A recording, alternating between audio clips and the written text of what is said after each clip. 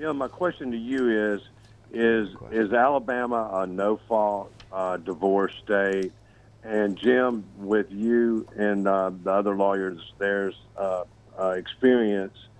Does it seem like sometimes that divorces drain people's finances and they destroy their relationship, what they had, and the children are the only thing that come out on the worst end and the very end? Alabama is a no-fault divorce state. The key thing to remember, though, is just because you don't have to have fault in causing the breakup of the marriage, if there is fault in the cause of the breakup of the marriage, then that can be taken into account by the judge and can cause the judge to divide the marital estate in a way that's more favorable to the party that did not cause the breakup of marriage. So that can be very important. Fault-based grounds like physical abuse, adultery, things like that can definitely affect how the marital estate is divided. Back to your question earlier about how divorces happen. If it's amicable, then you definitely cheaper, less expensive.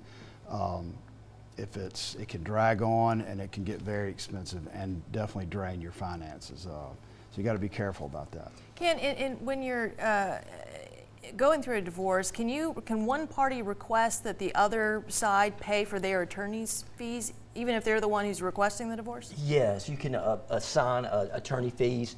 Absolutely. One of the grounds for divorce, typically most folks do try, once they get with an attorney, is try to get your case settled through an uncontested divorce. This is where the parents sit down and reasonably and civilly try to work out who's going to have custody, child support issues, division of marital property, and so forth.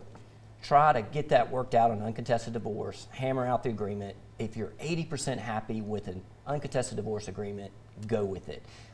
And then one of the grounds of an uncontested divorce is just that, is a no-fault ground, and it's just called incompatibility of differences. It's part of the documents that you swear out to that says we're incompatible, and it's not a fault ground. About 98% of uncontested divorces processed through on the uncontested grounds.